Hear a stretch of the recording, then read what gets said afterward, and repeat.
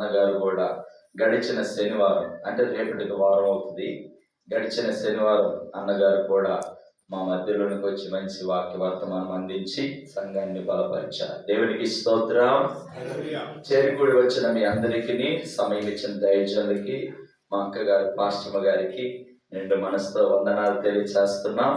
నిజంగా దేవుడు మన ఎడల చేసే కార్యాలు కంటికి కనబడవు, చెవికి వినపడవు, హృదయానికి గోచరము కావు. చూడండి, రమేష్ అన్న గారి జీవితంలో మనం చూసినట్లయితే ఎప్పటికీ 2వ సంవత్సరంలోకి వచ్చాడు. గడిచినటువంటి ఆ సమయాల్లో నవంబర్ మాసంలోనే ఇదే నెలలో ఆయన భయంకరమైనటువంటి ఆ యొక్క హార్ట్ సర్జరీకి మరి పరిస్థితికి వెళ్ళిపోయాడు. దేవుడు మేలు చేశాడు. మరి వాడు క్రిస్మస్ పండుగ చేసుకోలేదు, న్యూ ఇయర్ చేసుకోలేదు, 31st చేసుకోలేదు. మొత్తం కూడా ఆ పండుగ టైంలో మొత్తం అక్కడే గడిపారు.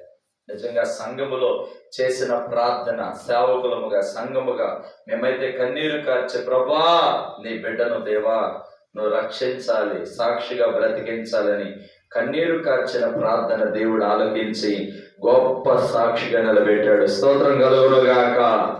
హల్లెలూయా. అంత మాత్రమే కాదు, మరి అన్నగారు అబ్రహాం పాస్టర్ గారు కూడా ఈ ప్రాంతంలో దేవుని సేవ చేస్తూ యవన కాలంలోనే ఏమండి క్రియలన్నింటినీ పక్కన పెట్టి ఎన్నో ఆశయాలు, ఎన్నో ఉద్దేశాలు, లోకంలో పడి లోకంలో చెడిపోయి బ్రతకాల్సినటువంటి ఇద్దరు యవన కాలంలో ఉన్నారు మాలాగే. హల్లెలూయా. మరి మీ కొరకు, ఈ ప్రాంతము కొరకు ఎంతో కన్నీరు కార్చి ప్రార్థన చేస్తున్న దైవజనులు మీరు కలిగి ఉన్నందుకు దేవుని స్తోత్రం చెప్తామా? హల్లెలూయా. గత నెల కూడా అవ్వలేదు, నెల ముందే ఒక సహోదరికి చీకటి దురాత్మ చేత పీడించబడుతున్నప్పుడు అన్న నాకు ఫోన్ చేశారన్న, మరి ఇట్లా సంగతి అంటే ఉపవాస కూడుకుందన్న, మరి పరిస్థితి నాకు అనుకూల పడదేమో, నేను అయిపోయిన తర్వాత వస్తానన్నాడు. అన్నాను. అన్న తర్వాత అన్న చెప్పిన తర్వాత అన్న మీరు వెళ్ళి ప్రార్థన చేస్తూ ఉండండి, దేవుడు కార్యం చేస్తారని చెప్పి అన్నాము. అన్నగారు వెళ్ళి ప్రార్థన చేస్తుండగానే ఆ దురాత్మ పట్టిన ఆ సహోదరిని దేవుడు విడిపించాడు. దేవునికి స్తోత్రం. అంటే అంత ప్రార్థన అభిషేకం కలిగినటువంటి అబ్రహాం పాస్టర్. హల్లెలూయా. కనుక మనం ఏమనుకుంటామంటే ఏముందులే అనుకుంటా ఉంటాం. దేవుడు చూడండి, ఎన్నో బాధలు పడి, ఎన్నో కష్టాలు పడి, తిని తినక ఉండి లేక ఏమండి కడుపు అట్లా పట్టుకొని చక్కగా ఈ మందిరాన్ని ఇక్కడ ఎంతగా మన కొరకు ఏర్పాటు చేసి చక్కగా మీకు కావలసినటువంటి కొన్ని ఆసక్తికరమైనటువంటి విషయాలు, దృశ్యాలు చూపిస్తూ కొన్ని విధానాలుగా నడిపిస్తున్న విధానాన్ని బట్టి 2 చేతులు స్తోత్రం చెల్లిద్దాం. హల్లెలూయా. చూడండి, ఎంతో ఆశతో ఆసక్తితో నెలకొకసారి ఉపవాస కోడిక మరి అన్నగారు ఏర్పాటు చేసి, ఈ యొక్క ఉపవాస కోడికలో కూడా మరి అందరూ కూడా ఉండాలి, అందరితో పాటు నేను కూడా ఉండాలని ఆశతో చూడండి గొలుసు ప్రార్థన, ఎంత కన్నీటి ప్రార్థన, వేదన పడుతూ ప్రార్థన చేస్తున్నప్పుడు పరిశుద్ధాత్మ దేవుడు నాకు ఒక వాక్యాన్ని జ్ఞాపకం చేశాడు. ఆ వాక్యాన్ని నేను మీతో పంచుకోబోతున్నాను. పరిశుద్ధ బైబిల్ గ్రంథముల నుంచి కొన్ని విషయాలు మనం జ్ఞాపకం చేసుకుందాం. బిడ్డలారా, రోమీయులకు రాసినటువంటి పత్రిక 8వ అధ్యాయము 28వ వాక్యములో ఈ విధముగా దేవుని వాక్యము సెలవిస్తుంది. రోమీయులకు రాసిన పత్రిక 8వ అధ్యాయము 28వ వాక్యం, దేవుని ప్రేమించు వారికి అనగా ఆయన సంకల్పము చొప్పున పిలువబడిన వారికి మేలు కలుగుటకై సమస్తమును సమకూడి జరుగుతున్నవని ఎరుగుదుము. దేవునికి స్తోత్రము కలుగును గాక. దేవుణ్ణి ప్రేమించే వారికి, ఎవరిని ప్రేమించే వారికి? చూడండి, ఈ రోజున ఎంతో మంది ఎన్నో రకాలైనటువంటి ప్రేమలు కలిగినటువంటి వారు ఉన్నారు లోకంలో. లోకాన్ని ప్రేమించేవారు, సీరియల్ని ప్రేమించేవారు, ఏమండి సినిమా యాక్టర్లను ప్రేమించేవారు, ఏమండి ధనాన్ని ప్రేమించేవారు, ఏమండి లోక భాగ్యాలను ప్రేమించేవారు, ఏమండి ఆస్తులను ప్రేమించేవారు, ఏమండి అనేకమైనటువంటి వాటిని ప్రేమించేటటువంటి వారికి ఆయన సమస్తమును సమకూడి జరిగిస్తాడని ఉంది ఆ వాక్యం. ఏమని చెప్తున్నాడు ఆయన? ఆయనను ప్రేమించే వారికి, లేక దేవుని ప్రేమించే వారికి అనగా ఆయన సంకల్పము చొప్పున పిలువబడిన వారికి మేలు కలుగుటకై. దేవునికి స్తోత్రం. మేలు కలుగుటకై. మనం ఆరాధిస్తున్న దేవుడి గుణ లక్షణం ఏంటంటే మేలు కలుగు చేసే దేవుడు. హల్లెలూయా. తప్పకుండా ప్రతి ఒక్కరి జీవితంలో ఆయన మేలు కలుగు చేసే దేవుడు. ఆయన మనకు మేలు చేయాలంటే, మనకు సమస్తము సమకూర్చి జరిగించబడాలి అంటే మనం ఆయన్ను ప్రేమించేవారుగా ఉండాలి. స్తోత్రం చెప్పండి ఒకసారి. మనం ఎప్పుడైతే ఆయన ప్రేమిస్తామో, ఆయన ప్రేమించడం అంటే ఏంటండి? ఆయన ప్రేమించడం అంటే ఏంటి? ఆయన ఆజ్ఞలను గైకొనటమే ఆయనను ప్రేమించినట్టు. దేవునికి స్తోత్రం. ఆయనను ప్రేమించడం అంటే ఏంటంటే ఆయన ఆజ్ఞలను, ఆయన కట్టడలను, ఆయన విధులను గైకొనటమే ఆయనను మనం ప్రేమించినట్టు. ఈ రోజున చాలా మంది దేవుని వాక్యాన్ని ప్రేమించటంలా, దేవుని యొక్క సన్నిధిని ప్రేమించటంలా, దేవుని సన్నిధిలో ఏమండి సకాలంలో వచ్చి దేవుని ఆరాధించాలి, దేవుని సన్నిధికి మనం విలువనివ్వాలని చాలా మందికి అర్థం కావట్లేదు. ఈ రోజు దేవునికి స్తోత్రం చెప్పండి. మీరైతే ధన్యులు. దేవుడు మిమ్మల్ని తప్పకుండా మేలులతో మీ హృదయాలను నా యేసయ్య తృప్తిపరచుదురుగాక. హల్లెలూయా. చూడండి, ఆయనను మనం ప్రేమించేవారిగా ఉండాలి. యేసు మనల్ని ప్రేమించి తన యౌవన రక్తమును మన కొరకు కార్చాడు. దేవునికి స్తోత్రం. నిన్ను నన్ను మనల్ని ప్రేమించాడు. దేవుడు లోకమును ఎంతో ప్రేమించాడా లేదా? నిన్ను ప్రేమించాడు ఆయన. నీచమైనటువంటి, తుచ్చమైనటువంటి, లోక సంబంధమైనటువంటి దుర్వ్యసనాల్లో ఉన్నటువంటి మనల్ని ఆయన ప్రేమించి, ఆయన మనల్ని ఏర్పాటు చేసుకొని ఆయన సంకల్పంలోనికి నడిపించి సమస్తమును కూడా ఈ రోజున ఆయన నెరవేరుస్తూ ఉన్నాడు. దేవునికి స్తోత్రం. కనుక ఆయనను ప్రేమించిన వారికి, అనగా ఆయన సంకల్పము చొప్పున పిలువబడిన వారందరికీ ఆయన మేలు చేసే దేవుడు. హల్లెలూయా. మరి ఆయన మనకి మేలు చేయాలంటే మనం ఆయన ప్రేమిస్తున్నామా? ఆయన ఆజ్ఞను గైకొంటున్నామా? ఆయన చెప్పినటువంటి ఆజ్ఞానుసారంగా బ్రతుకుతున్నామా? ఆయన చిత్తములో మనం కొనసాగుతున్నామా? ఈ లోకములో ఉన్నటువంటి వాటిని ప్రేమించి, ఈ లోకములో ఉన్నటువంటి వాటి ప్రకారంగా మనం జీవిస్తున్నాం. ఈ లోకములో ఉన్నదంతా కూడా ఏమిటంట? శరీరాశ, నేత్రాశ, జీవపుటంబం. ఇవి ఎవరి వలన పుట్టినవి కావంటే దేవుని వలన పుట్టినటువంటివి కావు. చాలా మంది శరీరాశను, శరీరపరమైనటువంటి వాటిని ప్రేమిస్తారు, లోకములో ఉన్నటువంటి వాటిని ప్రేమిస్తారు. కంటితో చూసినదల్లా కూడా కావాలని అది కోరుకుంటారు చాలా మంది. కానీ యేసయ్యను ప్రేమిస్తే ఈ ఉదయ ఉపవాస ప్రార్థనలో ప్రభు అంటున్నాడు, నేను మేలు చేస్తాను అంటున్నాడు ఆయన. హల్లెలూయా, హల్లెలూయా. దేవుడు చూడండి ఎంత గొప్ప దేవుడు అంటే, ఆయన మనల్ని ప్రేమించి మనకు కావలసిన ప్రతి ఈవిని కూడా ఆయన తన కృపతో మనకు అనుగ్రహిస్తున్నాడు. బిడ్డలారా, ఆయన ప్రేమించే వారిని ఆయన ఆస్తికర్తలుగా చేశాడేమని కూడా దేవుని వాక్యంలో మనం చూస్తాం. బిడ్డలారా, ఆయనను ప్రేమించే వారిని దేవుడు ఏం చేస్తాడంట? ఆస్తికర్తలుగా చేసే దేవుడు అని చెప్పి కూడా దేవుని వాక్యంలో మనం గమనిస్తాం. చూడండి, ఆయన మనం ఎలాంటి దేవుడు అంటే, ఇక్కడ మీరు చూడండి, యాకోబు పత్రిక 1:17 మీరు గమనిస్తే, యాకోబు పత్రిక 1:17 శ్రేష్టమైన ప్రతి ఈవియు, సంపూర్ణమైన ప్రతి వరమును, పరసంబంధమైనదై జ్యోతిర్మయుడగు తండ్రి వద్ద నుండి వచ్చును. దేవునికి స్తోత్రం చెప్పండి ఒకసారి. దేవుని ప్రేమించే వారికి ఎక్కడి నుంచి వస్తాయి అంట? పరసంబంధమైనటువంటి ప్రతి ఈవి కూడా జ్యోతిర్మయుడగు తండ్రి యొద్ద నుండి వస్తుంది. ఎవరి యొద్ద నుంచి వస్తుందంట? దేవుని యొద్ద నుంచి. హల్లెలూయా. ఆయన ప్రతి ఈవిని కూడా శ్రేష్టమైన మంచి గోధుమ పంటతో దేవుడు నిన్ను తృప్తిపరచును గాక. హల్లెలూయా. పిల్లలను ఆశీర్వదించి బలపరచుని గుమ్మముల్, మంచి గోధుమ పంటతో నిన్ను తృప్తిగా నుంచును. అందుకే దేవునికి స్తోత్రము గానము చేయుటయే మంచిది. దేవునికి స్తోత్రం. మంచి గోధుమ పంటతో, శ్రేష్టమైనటువంటి వరాలతో, శ్రేష్టమైనటువంటి ఆశీర్వాదాలతో, శ్రేష్టమైనటువంటి మేలులతో, శ్రేష్టమైనటువంటి పరసంబంధమైన ప్రతి వరములతో కూడా మనం దేవుడు ఏం చేస్తాడంట? ఆశీర్వదిస్తాడు. హల్లెలూయా. ఆయన యొద్ద నుంచి వస్తుందంట. నువ్వు ఆయన ప్రేమించకుండగా ఏమంటే దేవుని చూడలేవు. ఆయన నువ్వు ప్రేమించాలి. అందుకే నిన్ను వలె నీ పొరుగు వారిని నువ్వు ఏం చేయాలంట? ప్రేమించాలి. నీ పక్కన ఉన్నటువంటి వాడినే నువ్వు ప్రేమించలేవు, నీ ఎనకున్నటువంటి వారినే నువ్వు ప్రేమించలేవు, నీ ఎదుట ఉన్న ఇంటినే నువ్వు ప్రేమించలేవు. మరి దేవుడిని నువ్వు ఎలాగ ప్రేమిస్తావు? ఆలోచించండి బిడ్డలారా. మనము అందరినీ ప్రేమించాలి. ఈ రోజున మీరందరూ కూడా చక్కగా నేను వచ్చే సమయానికి పాటలు పాడి అయిపోయిన తర్వాత ఒక్కొక్కళ్ళు ప్రార్థన అంశాలతో చేస్తున్నారు. అందరూ ప్రార్థన చేస్తా ఉన్నారు, గొలుసు ప్రార్థన చేస్తున్నారు. మా ఇంటి పక్కన వాళ్ళు దీవించబడాలయ్యా, సంఘంలో వచ్చేవాళ్ళు దీవించబడాలయ్యా, దేశంలో ఉన్నవారు దీవించబడాలయ్యా, రాష్ట్రంలో ఉన్నవారు దీవించబడాలయ్యా, అధికారులు దీవించబడాలయ్యా, ప్రతి ప్రభుత్వం కూడా నా తండ్రి ఆశీర్వాదకరంగా కొనసాగాలి ప్రభు అని మీరు ప్రార్థన చేస్తున్నారు.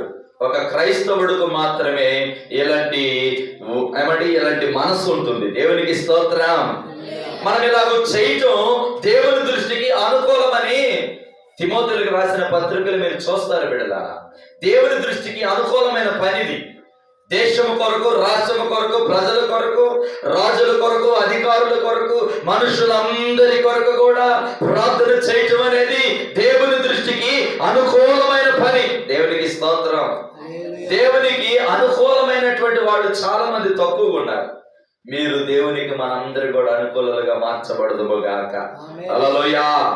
అనుకూలముగా దేవునికి అనుకూలంగా ఉండాలి. మనం దేవునికి ప్రతికూలంగా ఉండేవాళ్ళు ఎంతో మంది ఉన్నారు. ఆయా రకాలైనటువంటి వ్యసనాలతో, ఆయా రకాలైనటువంటి పాపపు జీవితాలు జీవిస్తూ దేవునికి ఆయాసకరంగా ఉన్నవారు ఉన్నారు లోకంలో. కానీ దేవునికి అనుకూలంగా మనం మార్చబడాలి. దేవునికి స్తోత్రం. నీవు ఎప్పుడైతే ఆయన ప్రేమిస్తావో, ఎప్పుడైతే నీవు దేవుని సన్నిధిలో ఆయన ఆజ్ఞలను అనుసరించి జీవిస్తావో, శ్రేష్టమైన ప్రతి ఈవిని, నీకు కావలసిన ప్రతిని కూడా దేవుడు ఇస్తాడు.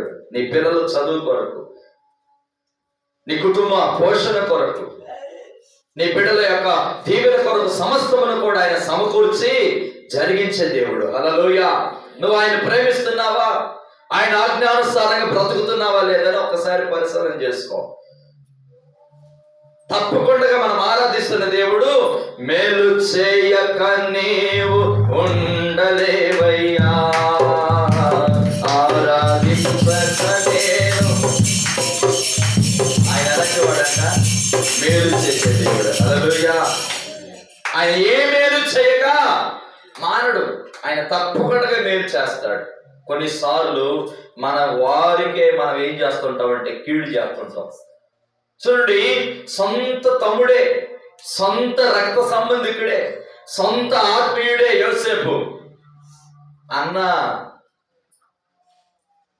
చూడండి, ఒక కలగన్నాడు. కలగన్నప్పుడు ఆ కళను వివరించి చెప్పినప్పుడు ఇక వాళ్ళకి కోపం వచ్చేసింది తమ్ముడి మీద. సొంత అన్నే ఏం చేశాడండి? తమ్ముడిని గోతిలో దోసేశాడు.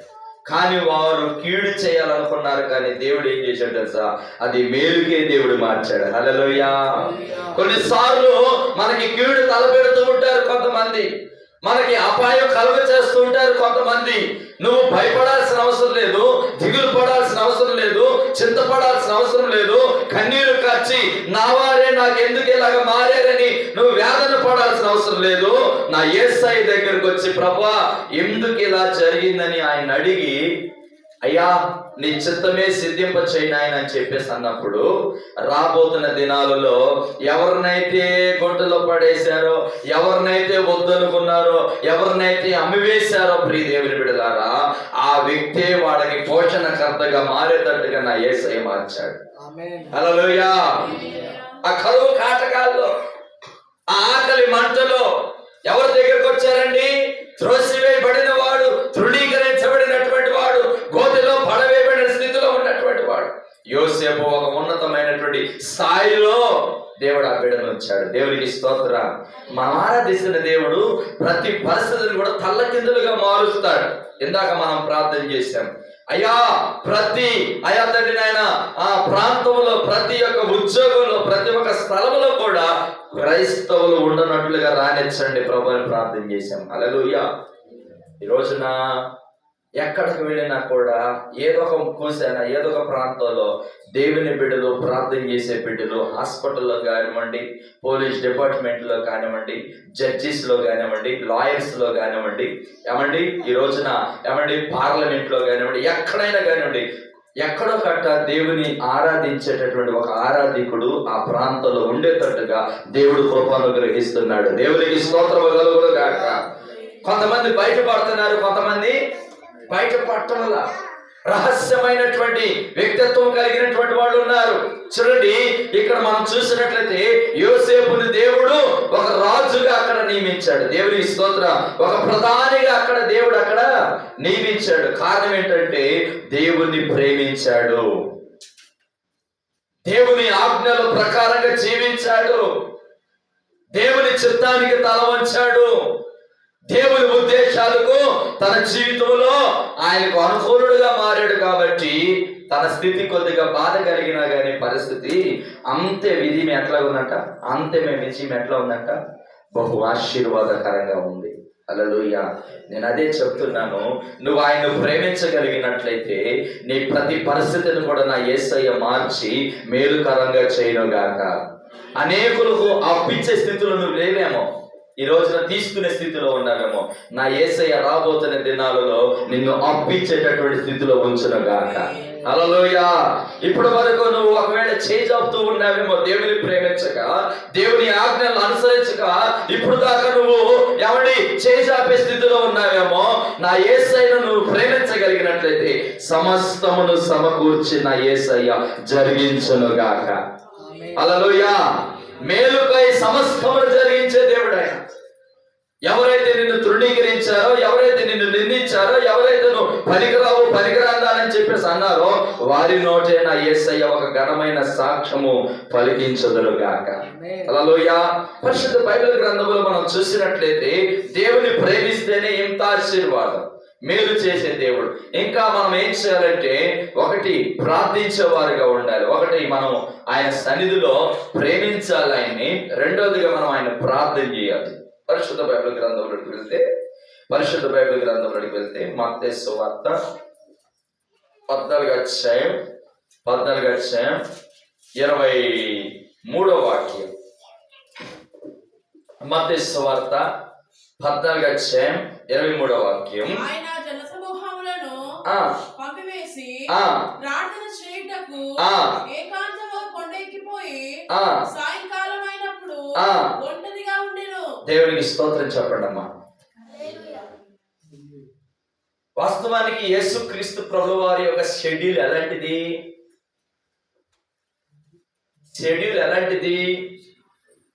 ఆయన పరిస్థితి ఎలాంటిదంటే, అనేక మంది కిక్కిరిసిపోయేటట్లుగా ప్రజా సాంద్రముతో నింపబడినటువంటి పరిస్థితులకి యేసుక్రీస్తు ప్రభువు వారు ఎక్కడుంటాడో ఎతికి మరీ ఆయన దగ్గరకు వచ్చేవాళ్ళంట. హల్లెలూయా. ప్రజలతో నింపబడినటువంటి స్థితిలో ఉండేవాడు యేసు ప్రభు. ఆయన శరీరధారిగా జీవించిన దినాలలో ఆయన చుట్టూత మనుషులు ఉండేవాళ్ళు. స్వస్థతల కోసమని, దయ్యాలతో పీడించబడి విడిపించబడాలని చెప్పేసి, ఆకలితో అలమటిస్తూ ఉన్నటువంటి వారికి ఆహారం దొరికిద్దని చెప్పేసి, నెమ్మది లేని వారికి నెమ్మది కలిగిద్దని, సంతోషం లేని వారికి సంతోష సమాధానాలు దొరుకుతున్నాయని యేసయ్య దగ్గర ఉండేవాళ్ళు. అయితే అంత బిజీ షెడ్యూల్లో కూడా మనం చూసినట్లయితే యేసుక్రీస్తు ప్రభువు ఏం చేస్తున్నాడు? ఆయన ఆ జన సమూహమును పంపివేసి ప్రార్థన చేయుటకు ఏకాంతముగా కొండకు పోయి సాయంకాలం అయినప్పుడు ఒంటరిగా ప్రార్థన చేస్తున్నాడంట. బిడ్డల ప్రార్థన సమయం ఏంటో మనం గుర్తుపట్టాలి. ఇప్పుడు నెలలో 2వ శుక్రవారం మనకి ఇట్లాగా ఉపవాస ప్రార్థన కూడిక జరుగుతుందని ఈ యొక్క సంవత్సరంలో 10 కూడికలు అయిపోయినాయి. దేవునికి స్తోత్రం. ఇది 11వ కూడిక. హల్లెలూయా. మరి ఈ నెల నుంచి నెల దాకా మన సమయం మనకు గుర్తులేదా? మనం సంఘానికి వెళ్ళాలి, కరెంట్ ఉన్నా కరెంట్ లేకపోయినా, మైక్ వచ్చినా మైక్ రాకపోయినా, పెట్టినా పెట్టకపోయినా మన సమయానికి మనం వచ్చి ఉండాలనే ఆలోచన మనకు రావాలా లేదా? స్తోత్రం కలుగునుగాక. మీరందరూ వచ్చిన విధానాన్ని బట్టి దేవునికి స్తోత్రం. హల్లెలూయా. ఆయన ప్రార్థన చేయడానికి ఆయనే ఏకాంతంగా గడపాలని ఆశపడుతున్నప్పుడు మరి నీకు మేలు కలగాలి, నువ్వు ఒక మంచి స్థితిలో ఆశీర్వాదకరంగా ఉండాలి. ఏమండి, అనేకులకి దీవెనకరంగా మార్చబడాలి. నీ ప్రతి పరిస్థితుల నుంచి నువ్వు విడిపించబడాలి. ఏమండి, నీ కుటుంబం మారాలి, నీ బిడ్డలు మారాలి, నీ భర్త మారాలి, నీ భార్య మారాలి. ఏమండి, ఆర్థికమైన స్థితిగతులు మారాలి. ఇవన్నీ మనకు ఉన్నప్పుడు మనం ఇంకా యేసయ్యతో ఎంత గడపాలి? ప్రశ్న. ఆయనకే ప్రార్థన అవసరమైతే, ఆయనే తండ్రితో సమయాన్ని గడపడానికి ఆయన ఒక మంచి తీర్మానం కలిగి ఉంటే, ప్రతి సాయంత్రం ఎంతమంది ప్రార్థన చేస్తున్నారు? ప్రతి ఉదయం ఎంతమంది ప్రార్థన చేస్తున్నారు? ప్రతి మధ్యాహ్నం ఎంతమంది ప్రార్థన చేస్తున్నారు? తినడానికి 3 పూటలు తింటాం బిర్రుగా. పొద్దున టిఫను, ఆలస్యం అయితే ఇక మామూలు కూడా పరిస్థితి. ఆలస్యం అయితే ఏమాత్రం కూడా ఆగలేదు. మధ్యాహ్నం ప్రార్థన, ఉదయం ప్రార్థన, సాయంత్రం ప్రార్థన, మళ్ళీ ఎంతమంది ఆపుతున్నారు? ఆలోచించండి. చూడండి, మనం ఆరాధిస్తున్న దేవుడు ప్రార్థన చేయడానికి ఏకాంతం గడిపారట. ప్రార్థన విధానంలో 3 విషయాలు, ప్రార్థన విషయాల్లో 3 విషయాలు జ్ఞాపకం చేయాలి. ప్రార్థన విధానాలు. 1, ఒంటరి ప్రార్థన. ఈ ఒంటరి ప్రార్థన మనల్ని ఏం చేస్తుందంటే, ఈ ఒంటరి ప్రార్థన వలన, ఒంటరిగా చేసే ఈ ప్రార్థన వలన దేవుడు మనకి జయాన్ని ఇస్తాడు. హల్లెలూయా. రెండవది ఏమిటంటే సంఘ ప్రార్థన. సంఘముగా కూడి సంఘమంతా కలిసి ప్రార్థన చేసినప్పుడు, పేతురు చెరసాలలో ఉన్నప్పుడు సంఘము అత్యాశక్తితో ప్రార్థన చేసినప్పుడు దేవుడు ఏం చేశాడు? ఆ చెరసాల సంఖ్యలను పెంచివేసి పేతురు గారిని క్షేమముగా వారి మధ్యలోనికి నడిపించాడు. హల్లెలూయా. సంఘ ప్రార్థన సంఘానికి విజయాన్ని ఇస్తుంది. ఒంటరి ప్రార్థన నీకు విజయాన్ని ఇస్తే, సంఘ ప్రార్థన సంఘానికి విజయాన్ని ఇస్తుంది. దేవునికి మహిమ కలుగును గాక. అలాగే మనం చూసినట్లయితే నా ప్రియమైన దేవుని బిడ్డలా, కుటుంబ ప్రార్థన. ఏ ప్రార్థన ఇది? కుటుంబ ప్రార్థన. ఈ కుటుంబ ప్రార్థన కుటుంబానికి విజయాన్ని ఇస్తుంది, కుటుంబానికి జయాన్ని ఇస్తుంది. ఎంతమంది మీ కుటుంబంలో సాయంత్రం పూట కూడుకొని భర్త భార్య పిల్లలు ఎంతమంది కుటుంబంలో ప్రార్థన చేస్తున్నారమ్మా? పొద్దున్న లేచిన కాడ నుంచి బట్టలు ఉతకటం, అంట్లు కడగటం, పిల్లలను స్కూల్కి పంపించడం, ఇదే పని ఆడవాళ్ళది. మరి మగవాళ్ళది పొద్దున్న ఆఫీస్కి వెళ్తాడు, సాయంత్రం రావటం, అన్నం తింటే తింటాడు, లేకపోతే నీళ్లు పోసుకుంటే ఇక పడుకోవడమే, ఇదే పని. మరి ఎప్పుడు మనం కుటుంబ ప్రార్థన వలన సాతానుని మనం జయించగలుగుతాం, శోధనల్ని మనము జయించగలుగుతాం. కుటుంబ ప్రార్థన అవసరం. కుటుంబ ప్రార్థన ద్వారా కుటుంబానికి దేవుడు విజయాన్ని ఇస్తాడు. హల్లెలూయా. మనలో 1 వ్యక్తిగత ప్రార్థన ఉండాలి. వ్యక్తిగత ప్రార్థన ద్వారా మనకి దేవుడు విజయాన్ని ఇస్తాడు. సంఘ ప్రార్థన ద్వారా, సంఘమంతా చేసిన ప్రార్థన వలన సంఘంలో ఉన్న వారందరికీ దేవుడు విజయాన్ని ఇస్తాడు. మరి కుటుంబ ప్రార్థన వలన కుటుంబానికి దేవుడు విజయాన్ని ఇస్తాడు. యేసుక్రీస్తు ప్రభువు వారి దగ్గరికి ఎంతో మంది జనాలు ఉన్నారు. వాళ్ళందరినీ కూడా ఆయన ఏం చేశాడంట? పంపివేశాడు. ప్రార్థన సమయానికి మనం ప్రార్థన చేసుకోవాలి. ఎన్ని పనులు ఉన్నా, ఎంతమంది మన దగ్గర వ్యక్తులే కావచ్చు, ఆఫీసర్లే కావచ్చు, ఎవరైనా కావచ్చు. వాస్తవానికి ఈ రోజున మా మందిరంలో స్త్రీల సహవాస కోడిక సిస్టమ్ ఆపరేటింగ్ చేయటం, కానీ వాళ్ళందరికీ డ్రమ్ము కొడుతూ రాదు. నేను కొట్టి లైన్ చేసి వాళ్ళని ఒక లైన్లో పెట్టి కొద్దిగా లైన్ అట్లా నడిపించిన తర్వాత వెళ్ళిపోతా ఎటో గట్ట. అయ్యగారు ఫోన్ చేసేసాడు, అన్నా ఇట్లా సంగతి అని. మారు మాట మాట్లాడడానికి నా నోట్ల నుంచి ఇంకో మాట రాల, వస్తానన్నా అన్న. ఎందుకంటే ఆయన ప్రార్థన చేసి సిద్ధపడ్డాడు. ఆ ప్రార్థన నన్ను ఏం చేసిందంటే వేరే మాట మాట్లాడి ఇలా స్తోత్రం కలుగును గాక, వస్తానన్నా అన్న. సరే నేను వస్తా ఉండగా అన్నగా ఫోన్ చేశారు, రమేష్ అన్న ఈ సంగతి మరి పరిస్థితి, అయ్యగారు మంచి యవన కాలంలో సేవ చేస్తా ఉన్నాడు, నేను వెళ్తున్నాను, మరి నువ్వు ఏంటంటే నేను కూడా వస్తాను అయ్యా అన్నాడు ఆయన. 9:30 ఫోన్ చేసి 10 కల్లా మనం అక్కడ ఉండాలంటే ఈయన సిద్ధపాటు అవ్వరా? 2-3 నిమిషాల్లో మీ ఇంటికి వస్తాను, నువ్వు రెడీ అయ్యవు. 2 చెంబులు పోసుకో, నీళ్ళు ఎక్కువ పోసుకోవద్దు, ఎంబడే తుడుచుకుంటు, నాకు సంబంధం, నేను వచ్చానా బండి ఎక్కాలి కంటే అన్న. వెంటనే 2 చెంబులు పోసుకున్నాడు, బకెట్ నిండా నీళ్లు పెట్టుకొని పోసుకుని నాకు తెలియదు, కానీ ఎమ్మటే బండి ఎక్కాడు. స్తోత్రం. వచ్చేటప్పుడు అనుకుంటా ఉన్నాం, అన్న టైం అంటే టైం 3 పాటలు పాడేస్తాడు, 3 ప్రార్థనలు చేపిస్తాడో తెలీదు. నువ్వు ముందు వచ్చినట్టయితే, మనం ముందున్నట్టయితే నువ్వు 3 పాటలు పాడేవాడివి, నువ్వు సాక్ష్యం చెప్పేవాడివి, ప్రార్థన చేసేవాడు అన్న. దేవుడు చెత్తోళ్ళయ్య గారు మరి అవకాశం ఉంటుందంట.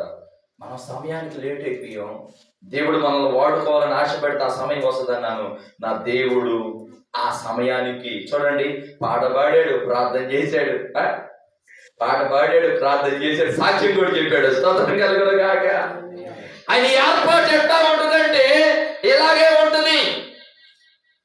మనం ఎప్పుడు కూడా దేవుని సన్నిధిలో అశ్రద్ధ ఉండకూడదు. దేవుని కార్యాలను అశ్రద్ధంగా చేయవాడు శాపగ్రస్తుడని దేవుని వాక్యం సెలవిస్తుంది. దేవుని పనికి మనం ఎప్పుడు కూడా సిద్ధపడి ఉండాలి. ఎప్పుడు ఆయన సన్నిధిలో దేవునితో గడపాలా, ఎప్పుడు ఆయన మందిరంలో నేను పరిచర్యకి వెళ్ళాలా, దైవజనుడు ఎప్పుడు నాకు ఫోన్ చేస్తాడా, ఏ పరిచర్య ఉంటుందా నాకు అని చెప్పేసి మనం ఎప్పుడు సిద్ధంగా ఉండాలి. దేవునికి స్తోత్రం. యుద్ధానికి వెళ్ళినాడు ఎప్పుడో వస్తాడు వాడు శత్రువు అని చెప్పి మౌనం ఉంటాడా? అమ్మ కాసుకొని ఉంటాడు, వాడు కాపులు కాస్తుంటాడు. ఎటు నుంచి వస్తాడు, ఎలా వస్తాడు, ఏంటో అని చెప్పేసి వాడు చాలా ఎట్లుంటాడు, అలర్చుకుంటాడు. అవునా కదా? ఎక్కక్క ఇంకొక అక్క స్తోత్రం కలుగును గాక. కనుక మనం ఎప్పుడు సిద్ధంగా ఉండాలి ప్రార్థన చేయటకు, సన్నిధిలో దేవునితో గడపడానికి. ఎప్పుడైతే నువ్వు ఆయన ప్రేమించి ఆయన ఆజ్ఞ అనుసారంగా నువ్వు నడుచుకుంటావో మేలు కలగటానికి సమస్తమును నా యేసయ్య సమకూర్చి జరిగించును గాక. హల్లెలూయా. అలాగే రెండో విషయానికి మనం వచ్చాం. ప్రార్థన చేసే అనుభవంలో కూడా మనం ఎప్పుడు కూడా దేవునితో సహవాసం చేయడానికి, కొంతమంది లోకస్తులతో సహవాసం చేయడానికి, కొంతమంది టీవీల కాడ సమయం గడిపేస్తూ ఉంటారు. కానీ యేసయ్య సన్నిధిలో ఎందుకు నా జీవితం, నా కుటుంబం ఇలాగ తగలబడింది, నా జీవితాన్ని నేను మార్చుకోవాలి, నా కుటుంబ పరిస్థితిని నేను మార్చుకోవాలి, ఎందుకు నా జీవితంలో పేదరికం, ఆర్థికమైన స్థితిగతులతో నేను నడిపించబడుతున్నాను, ఎందుకు నా యేసయ్యతో నేను గడిపితే ఆయన నా కృప అనుగ్రహిస్తాడు కదా అని చెప్పేసి మనలో కొద్దిగా ఆసక్తి పుట్టాల. దేవునికి స్తోత్రం. ఈ రోజు నా సమయం దొరికితే ఎక్కడ పడితే అక్కడ ఏదో ఒక విధంగా యవనస్తులు వెళ్ళిపోయి పాడైపోతున్నారు బిడ్డల. యవనస్తుల వలన కుటుంబాలలో ఏమంటే వీడిని ఎందుకు అన్నానా, వీడి వలన ఏమాత్రం కూడా నాకు సంతోషం లేదు, వీడు ఎందుకు పుట్టాడు, వీడు చస్తే బాగుంటుంది అనుకుంటున్నారు చాలా మంది. వీడు పుట్టకపోతేనే బాగుంటుంది అనుకుంటారు. ఎందుకంటే తల్లికి తండ్రికి తలవంపులు చేసే పనులు వీళ్ళు. లోకంలో ఉన్న ఆ యవనస్తురాలేమో ఈ యవనస్తుడిని ప్రేమించడం, ఈ యవనస్తుడేమో ఆ యవనస్తురాలను ప్రేమించడం. ప్రేమ ముసుగులో అంధుడవై కామక్రియలలో బందీవై ఆ సంసోరుల చిక్కుకుందువా ఓ సోదరుడా. మాయలోకం ప్రేమకర్తం తెలియని లోకం, ప్రేమలోకం ప్రేమకర్తం తెలియని లోకం. ఎవడో నవ్వాడు, నవ్వంగానే కమిటీ అయిపోతుంది అమ్మాయి, నవ్వంగానే కమిటీ అయిపోతాడు అబ్బాయి. కుటుంబాల జీవితాలు చూడండి, తల్లికి తండ్రికి సంతోషం లేకుండా, ఆనందం లేకుండా వాళ్ళే చూసుకోవడం పెళ్లి సంబంధాలు. కానీ ఇస్సాకు అట్లా లేడు. ఇస్సాకు నాకు పెళ్లి చేయి నాన్న అంటాం కానీ, ఇస్సాకు నాకు పలానా అమ్మాయి కావాలంటాం కానివ్వండి, పలానా కట్నం ఎంత కావాలంటాం కానీ అమ్మాయి జడ ఎట్టు ఉండాలా, కలర్ ఎట్టు ఉండాలా, నా భుజాల దగ్గరకు రావాలా, ఆ పిల్ల నాకు ఉద్యోగం చేయాలా, ఇవన్నీ ఇస్సాకు అనలా. ఎవరితో? తండ్రి అయిన అబ్రహాముతో. ఈ రోజున 18 సంవత్సరాలు రావట్లా, పెళ్లి ఎప్పుడు చేస్తాను నాకు అంటున్నాడు ఒకడు. మరి పెళ్లి ఎప్పుడు చేసేది మాకు తెలుసు కదా ఎప్పుడు చేయాలో. ఈ పిల్లకి 18 రాట్లా, 17 రాట్లా, ఏమండి మైనార్టీ తీరట్లా, ఈ పిల్ల ఏర్పాటు ఈ పిల్లది, నాకు ఎప్పుడు పెళ్లి చేస్తాం. నేను చక్కగా స్కూల్కి వెళ్ళి చక్కగా ఏదో ఒక విధంగా ఉద్యోగం సంపాదించుకుంటే, నీ కాళ్ళ మీద నువ్వు నిలబడితే ఏదో ఆ సమయానికి వచ్చేటటువంటి ఆ వివాహ విధానాన్ని మేము సమకూరుస్తామంటే కాదు నాన్న. అమ్మా నాన్న చూసి పెళ్లి చేసేదాకా ఈ పిల్ల ఆగట్లా, ఈడు అక్కడక్కడే కాలేజీలు కాడ. ఈ రోజున ఒకప్పుడు కాలేజీకి పిల్లలను పంపిస్తే చక్కగా ఇంటికి జాగ్రత్త వస్తారు అనుకుంటున్నాం మనం. ఈ రోజున కాలేజీకి పంపించడం కూడా అక్కడ భయంకరమైన పరిస్థితి. మనాడు బాగున్నా ఆమె బాగట్లా, ఆమె బాగున్నా ఇంకొకడు బాగట్లా, రోజులు బాగట్లా. ఎంత భయంకరమైన పరిస్థితికి కారణాలు ఏమిటంటే ప్రార్థనలేమి. కుటుంబాలలో ప్రార్థనలేమి.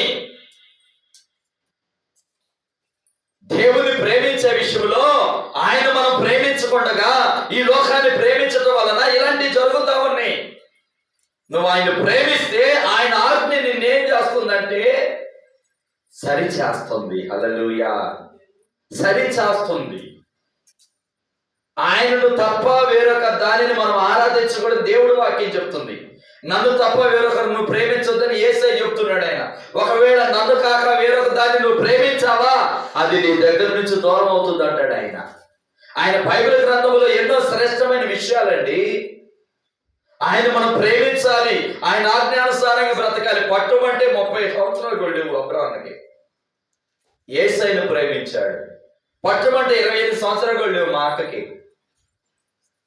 ఆయన ప్రేమించాడు. ఆయన ప్రేమించినటువంటి విధానంలో ఆయన ఆజ్ఞలు అనుసరించాడు. ఈ రోజున అనేక మందికి కాపరిగా నా యేసయ్య అబ్రాహాముని ఆ యొక్క సహోదరుని దేవుడు నిలబెట్టాడు. హల్లెలూయా. యవ్వన కాలం అండి. యవన కాలం ఎట్లుంటుంది గారు? మీ యవనంలో ఎట్లుండేవాళ్ళు ఈ రోజు దేవుడి కృపలో దేవుడు కృప ఇచ్చాడు. యవన కాలంలో ఎట్లుండేవాళ్ళము అంటే అట్లుండేవాళ్ళు. ఇప్పుడు వాళ్ళు ఏమనుకుంటారు తెలుసా? నాకు బలం ఉండగానే, నాకు ఆరోగ్యం ఉండగానే, నాకు శక్తి ఉండగానే నేను యేసయ్యను నమ్ముకుంటే నేను ఇప్పుడు పాస్టర్ అయ్యి ఉండేవాళ్ళు అనుకుంటున్నాడు ఆయన. ఇప్పుడు మా రమేష్ అన్న గారు కూడా. అందుకే దేవుడి వాక్యం అంటుంది, యవన కాలంలో ఆయన కాడి మోయిట నరునికి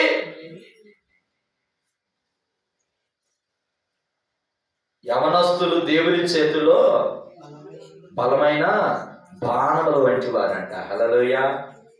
ఈ రోజున యవన కాలాన్ని నువ్వు ఎవరికి వాడుతున్నావు? యవన బలాన్ని ఎవరికి ఇస్తున్నావు? నీ శక్తిని కోల్పోతున్నావు, నీ బలాన్ని కోల్పోతున్నావు. రిటైర్మెంట్ అయిపోయిన తర్వాత నేను సేవ చేస్తానంటారు ఒక్కొక్కళ్ళు. ఎప్పుడు చేస్తారంట? గవర్నమెంట్ ఉద్యోగం రిటైర్మెంట్ అయిపోయిన తర్వాత. పొల్లుడి గవర్నమెంట్ వాడిగా నువ్వు పనికిరావు. మరి అంత లోకంలో మొత్తం వాడేసి చెడిపోయి చీకేసి మొత్తం చేసిన తర్వాత యేసయ్య సేవ అప్పుడు చేస్తాడంట. ఎప్పుడు చేస్తాడమ్మా అక్క? ఎప్పుడు చేస్తాడంట? ఒక అక్క పాట పాడుతుంది. పాట ఇవ్వబోతేనేమో గోల, పాట ఇస్తేనేమో ఒకటే పాట. రాలేదు ప్రభు. ఎప్పుడు?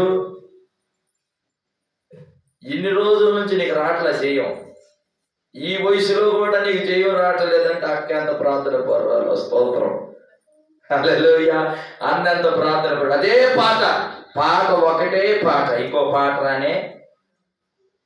ఏందమ్మా 50 సంవత్సరాలు అయిందికమ్మా వృద్ధాప్యంలోకి వచ్చేసావు, ఏంది పాటలు లేవా? అప్పుడు బాప్తిసం పొందడంలో నేను అందరికంటే ముందండి.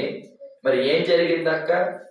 ఏందో నా జీవితం ఒకటే పాట వచ్చు. మైక్ ఇవ్వకపోతే గోల, ఆయనకే ఎత్తాడు మైక్, ఈయనకే ఎత్తాడు మైక్. నాకు మాత్రం ఈయన ఇత్తేనామో రాలేదు ప్రభు చేయం. పట్టుకుంది ఆ పాటే కాదు, వదలనే వదలదు అక్క. మరి ఇంకొక పాట ఎప్పుడు వస్తుంది? మన జీవితం అంతా పోయినాక కనులుండి చూడలేవా యేసు మహిమను, చెవులుండి వినలేవా యేసు మాటను, నలుగుండి పాడలేవా యేసు పాటను, కాళ్ళుండి నడవలేవా యేసు సన్నిధికి. హల్లెలూయా. ఆయన మహిమను చూడలేకపోతున్నారు, ఆయన మాటలు వినలేకపోతున్నారు, ఆయన సన్నిధికి రాలేకపోతున్నారు. గంటల తరబడి ప్రార్థన చేశారు ఆ రోజుల్లో ఉన్న వృద్ధాప్యంలో ఉన్నటువంటి వాడు. ఈ రోజు తరానికి వచ్చేలాగలే ప్రభువా నీకు స్తోత్రం, నాకు ఆత్రం, ఇక ఇంతే వెళ్ళిపోవటమే ఇళ్ళకి.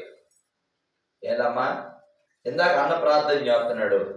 మార్టిన్ లూథర్ గారని, భగత్ సింగ్ గారని గొప్ప గొప్ప దైవజనులు ప్రఖ్యాత గాంచారంటే, అంత స్థాయికి వాళ్ళు వెళ్ళారంటే బిల్లి గ్రహం గారు ప్రార్థన ప్రార్థన ప్రార్థన. నేను ఈ స్థాయికి రావడానికి, ఈ స్థితిలో ఉండటానికి, నేను ఎంత ఆశీర్వాదకరంగా ఉండటానికి ప్రార్థన ప్రార్థన ప్రార్థన 3 సార్లు అంటున్నాడు ఆయన.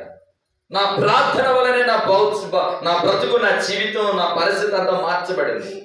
అమెరికాలో నువ్వు అధ్యక్షుడిగా ఉండటానికి వస్తావని అడిగినప్పుడంట, ఇంత గొప్ప స్థితిని వదిలిపెట్టి నేను రమ్మంటావా అంటున్నాడంట ఆయన.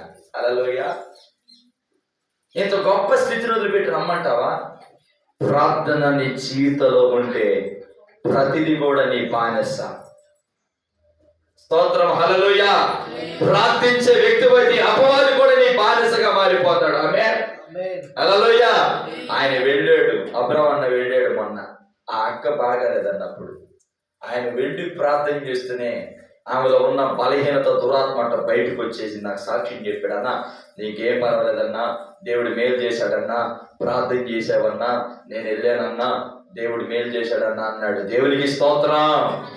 ఇలాగ దేవుడు తన దాసుల్ని ఎవరి ఘనముగా ఇక్కడ వాడుకుంటున్నాడంటే ఆయన శక్తి, ఆయన బలమా, ఆయన జ్ఞానమా? కాదు. ఇందాక ప్రార్థన చేసుకుని దీనుడై అట్లా మోకరించి వంగి ప్రార్థన చేస్తున్నాడుగా. మనలో మోకరించి ప్రార్థన చేయలేని స్థితి. కారణాలు ఏంటంటే అపవాది మన గొంతుని ఏం చేస్తున్నాడు? యేసుక్రీస్తు ప్రభువారు మనం చూస్తే ఎంతో మంది జన సమూహం అక్కడ ఉన్నారు. కానీ ప్రార్థన సమయానికి వాళ్ళందరూ కూడా పంపేసేసి ఏం చేశాడంట? అయ్యా రాత్రి ప్రార్థన గడిపాడంట. హల్లెలూయా. హల్లెలూయా. ఈ రోజున ప్రార్థన సమయానికి మనకి ఎన్ని పనులు గాక, ఎన్ని పరిస్థితులు మనం బిజీ అవుగాక, ప్రార్థన సమయానికి మనం ప్రార్థనలోకి వచ్చి ఆదివారం ప్రార్థన, శనివారం ప్రార్థన, ఇలాంటి ప్రత్యేక ప్రార్థనలు. రేపు మళ్ళీ పెడుతున్నాడు 25వ తారీఖు దొంప తెంపడానికి. హల్లెలూయా. మీరు అనుకుంటున్నారు మాకు దొంప తెంపడం కాదు. హల్లెలూయా. మీకు ఎంత బాధో ప్రార్థన అంటే. ప్రార్థన అంటే ఎవరికి బాధ చెప్పండి? ప్రార్థన అంటే ఎవరికి కష్టం చెప్పండి? అపవాదికి. ఈ రోజున మనలో ఉన్న అపవాది ఏం చేస్తానంటే మళ్ళీ పెడుతున్నాడా? మా ఊర్లో ఉన్నారు, మీరు మంచివాళ్ళే, దేవునికి స్తోత్రం. సమయల్ పాస్టర్కి ఏం పని లేదు. ఉపవాస ప్రార్థన అంటాడు, ఆలనైట ప్రార్థన అంటాడు, విజ్ఞాపన ప్రార్థన అంటాడు, సువార్త కోడికి అంటాడు, అవసరణ మందిరం నుంచి ఆయన పిలుస్తాడు, ఇంకొక మందిరం నుంచి ఇంకొకరిని పిలుస్తాడు. ఇదే పని. ఆ యేసయ్య యేసయ్య ప్రార్థన మందిరం నుంచి అబ్రహాముని పిలుస్తాడు. ఏమండి ఇక వీళ్ళు అనుకునే మాటలు ఇవి. హల్లెలూయా. మా పని ఏంటో తెలుసా?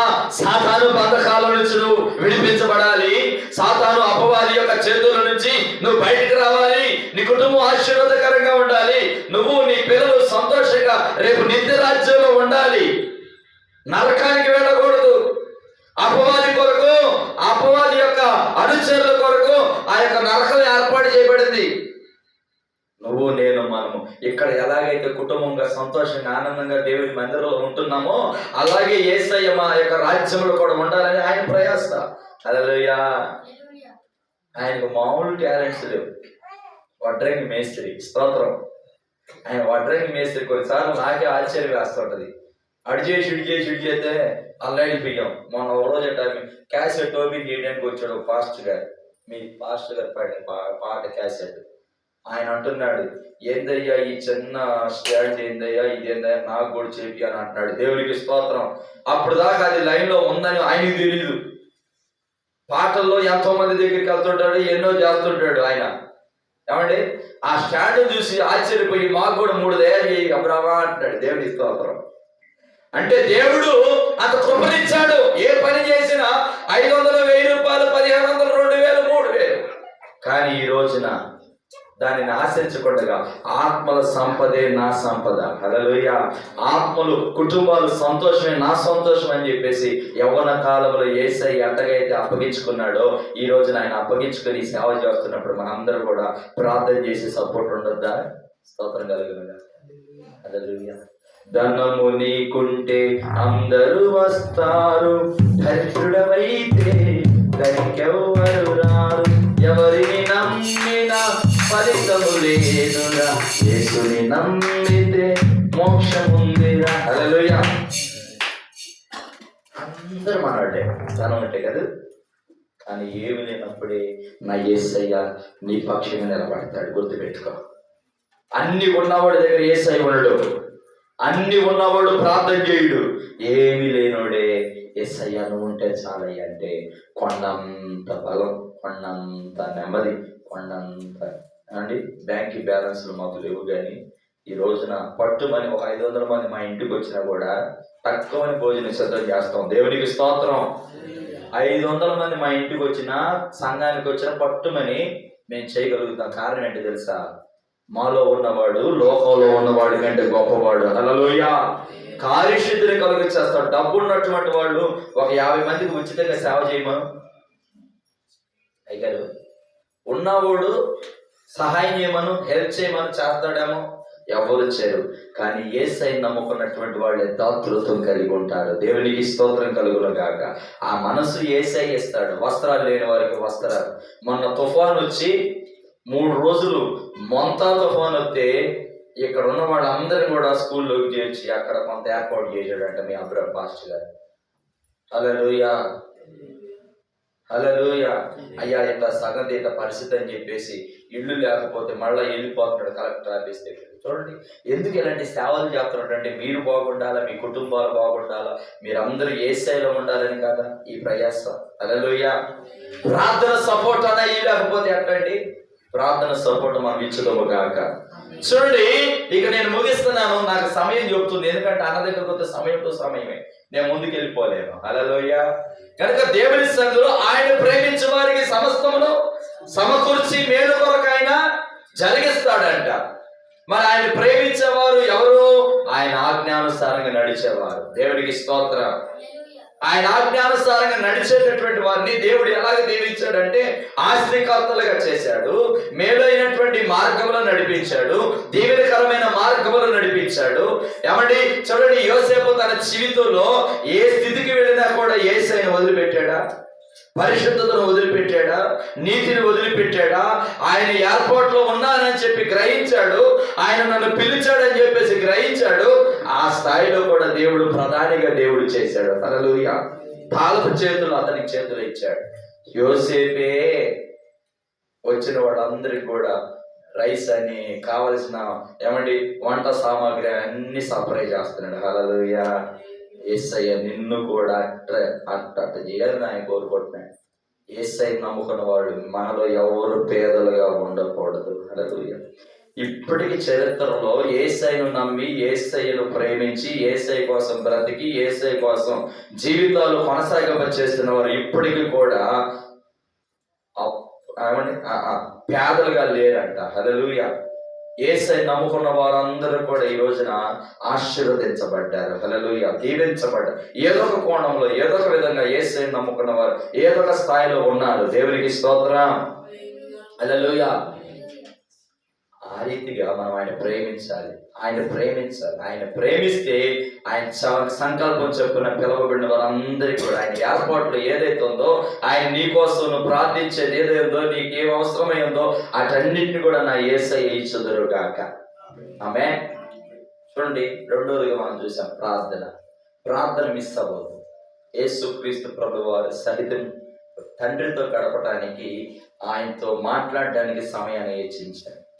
అండి మరి మనం కూడా వ్యక్తిగత ప్రార్థన కలిగి ఉండాలి, కుటుంబ ప్రార్థన కలిగి ఉండాలి, సంఘ ప్రార్థన. ఈ ప్రార్థన 3 అనుభవాలు మనం ఉన్నప్పుడు తప్పక నాది యేసయ్య దీవిస్తాడు. రాబోతున్న ఉపవాస ప్రార్థనకి ప్రభు చిత్తమైతే వస్తాను, చూస్తాను. మీరు మీతో పాటు ఇంకా అనేక మంది వచ్చుదురుగాక. నువ్వు మేలు చేయాలని ఆశపడుతున్నావు, మీరు ఎవరికి చేస్తావు? ఇక్కడ ఉన్న వారు కీడు చేయాలనుకుంటున్నారా? కీడు చేస్తారు ఎవరికైనా చేయరు. మరి మేలు చేయాలంటే ఏం చేయాలి? నశించిపోతున్న వారందరినీ కూడా మేలైన మార్గం యేసయ్య దగ్గరికి మనం నడిపించాలి. హల్లెలూయా. నీ ఇంటి పక్కన, నీ ఇంటి వెనకాల, నీ ఇంటి ముందు, నీ ఇంటి ప్రక్కన ఎంతో మంది ఉంటారు. రారా బాబు ప్రార్థనకి వెళ్దామని స్నేహితులు ఉంటారు. పనులు కాడు ఎక్కడైనా ఇవాళ ప్రార్థన పెట్టాడు పాస్టర్ గారు, వెళ్దామని చెప్పి తీసుకొని రావాలి.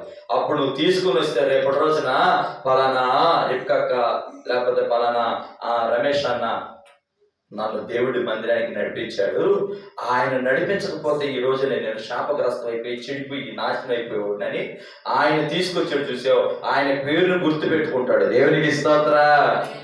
అంతేనా గారు?